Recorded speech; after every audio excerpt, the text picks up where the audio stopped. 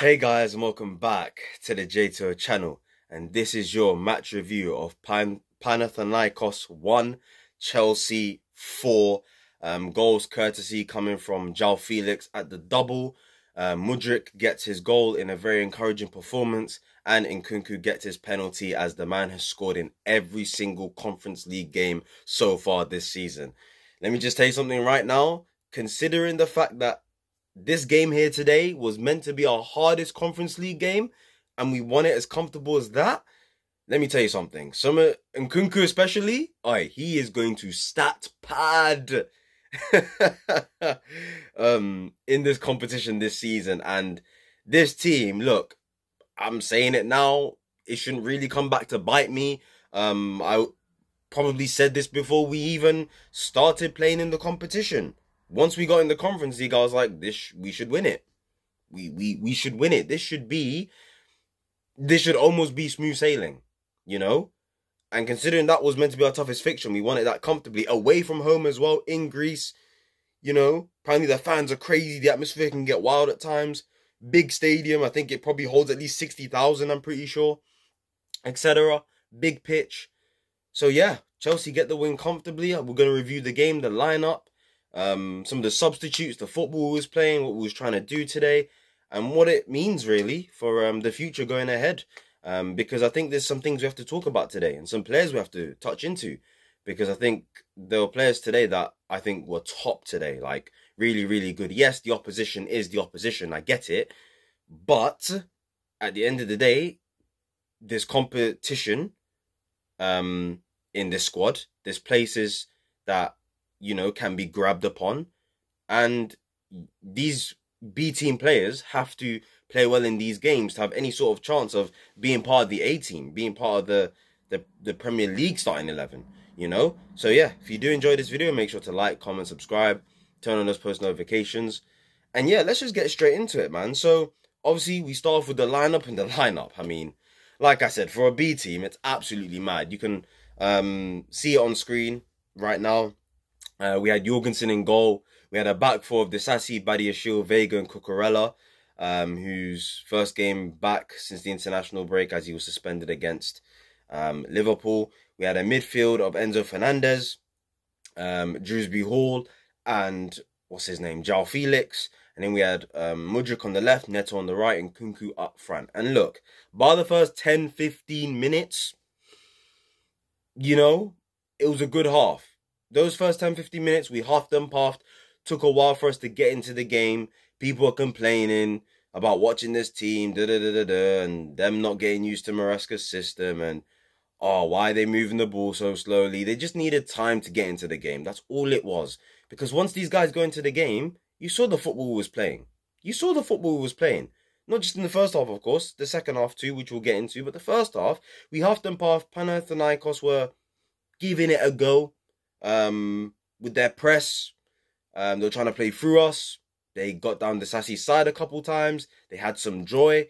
But once everyone got settled, it was really easy. It was really, really easy. I was, you know, and I think the standout for me today, Mykhailo Mudryk. Let's just talk about him real quick. Good performance today. Today was very mature. I think that's the best way I can describe Mudryk's performance. It was very mature. It's clear that at least there's signs of development there. A performance like this can give me encouragement. It can give me the confidence that, okay, like, there is signs that he's clearly improving. And don't get it twisted, it's been coming. A performance like this has been coming from him, because his last few cameos, he was unlucky not to be on the bench against Liverpool, but before the international break, came on against Forest, and I thought he had a really good cameo then. And today, you know, all the things I criticize him for, he just wasn't doing it today. You know, he was actually taking his time. He was actually making the right decision. He actually had his head up. He's not rushing into things. He's not just using his pace just to get past players. He's actually trying to be clever, you know? He's actually taking his time. He knows when he needs to pass back, he passes back. He doesn't force anything. He's not rushing things. You know, that's the whole issue I've had with Mudryk in the past. Like, his IQ, the way he thinks when he's playing on that pitch just isn't for me, because he rushes everything. He just uses his pace. He doesn't make good decisions all the time. But today, he did the opposite of all those things. Did the opposite. And I can't lie, I was liking the connection him and Felix were having. Felix was dropping into like a left half space. Mudryk was making runs in behind, and Felix was like feeding him in a couple times, and it was only a matter of time before those two were going to link up for a goal today.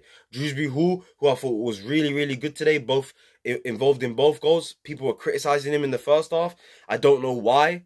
I don't want to say there's an agenda brewing against Dewsbury-Hall at the moment, but we'll see as time goes on, because I was seeing online that they were criticising him, but I thought today Dewsbury-Hall was good.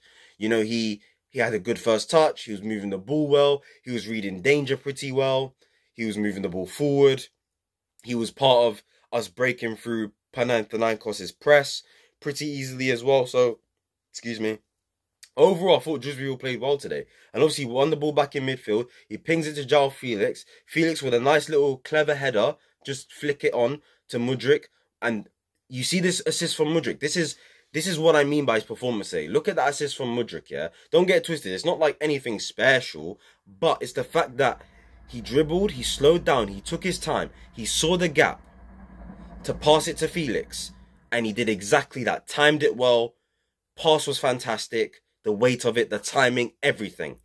Everything about his movement, to his timing, to the weight of pass was fantastic. And that's what I want to see more of Mudryk. You know, if he can do that on a consistent basis, keep coming off the bench in the Premier League, potentially, and doing more of that, you start next week at Newcastle away in the Carabao Cup, and all of a sudden, you'll be knocking the door for a potential Premier League start. You will be, you know? Because don't get it twisted. You know, if you've watched me before, you know my thoughts on Mudryk. I don't rate him. I don't think he's a good footballer. I've almost said, like, there's no hope for him. Now I'm sitting here saying that, you know, this performance today has given me encouragement. It's given me confidence that, okay, maybe there is something there. I'm not going to wait yet. I want to see this more often, and I'm not going to flip-flop. My views on him still stay the same. But at the end of the day, he plays for my club, and I want to see him do well. I have no agendas around here, and when he plays well, I will always pray. That's what I do. So credit to Mudryk tonight. And he got his goal as well, which was very, very well deserved, which we'll get into. But Felix gets his goal, and he deserved that because he was having a good game. So yeah, that's it. 1-0 first half. I thought Felix and Mudryk, they were having a good combination. I felt like Dewsbury-Hall and Enzo Fernandez in midfield were pretty comfortable. I thought Enzo was really good today. And look, it's no surprise that Enzo was really good today, because look at what happens when you play him in the right position. He played as a 6, deep line playmaker. He doesn't have to do too much running. He gets on the ball. He's pinging passes, spraying passes for fun, linking the defense to the attack. That is his game. You play him from deep in midfield. You don't have him making underlapping runs, yeah, and crashing the box on a consistent basis. That's not his game, bro. And people wonder why he's not been at his best this season, why he's not been that good this season so far, you know? This is why with Enzo Fernandez, like, don't get it twisted. I will criticize him when it needs to be, but I think some of the criticism for him has been over the top, because it's like, I don't care if he costs 105 million. If you're not using him right, if you're not doing the best you can to get the best out of him in terms of the role you have for him on the pitch, I'm never going to go at you like that, you know? I can't. Until I see him consistently play for us in his best position on the field, in midfield, then as far as I'm concerned, if Maresca keeps playing him in this like very advanced number 8 role where he's making underlapping runs and crashing the box consistently, don't be surprised when he's not playing well, because guess what? That's not his game. Games like tonight, his role tonight, that's his game. Being the 6, collecting the ball off the centre-backs, spraying passes, linking the play, being that difference maker from deep. That is Enzo Fernandez for you.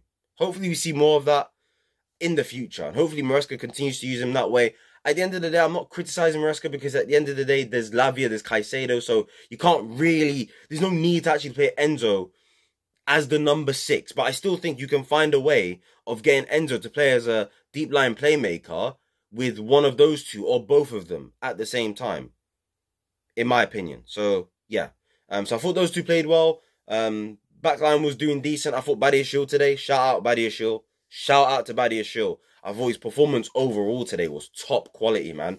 And this could be a remontada for him. You know, he looks fit, he looks sharp, he looks focused, slick on the ball tonight. I mean, on the ball, he was part of the reason why we was breaking through their press so easily tonight.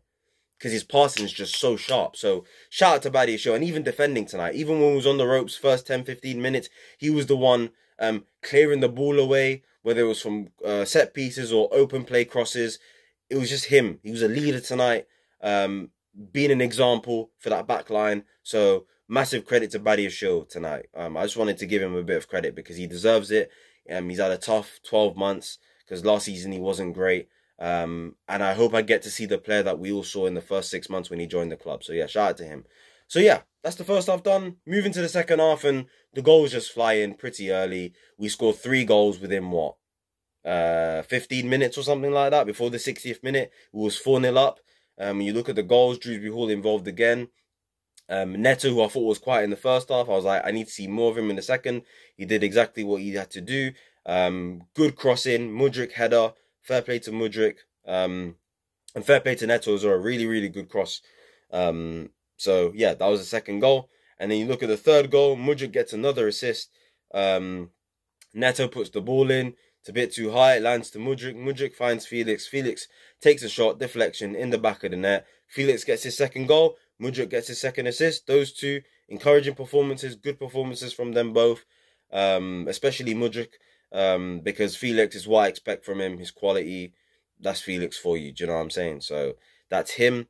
And then we got the penalty. It's a handball, and Kunku, yep, gets his GA, gets his goal, and he scored in every single Conference League. After he scored that goal, I was like, has he scored in every single Conference League game this season? Yes, he has. He's going to take that golden boot in terms of the Conference League. 100%. And he's probably going to end up being our top goal scorer this season because he's going to play out front in these Conference League games and he's going to bag in every single game.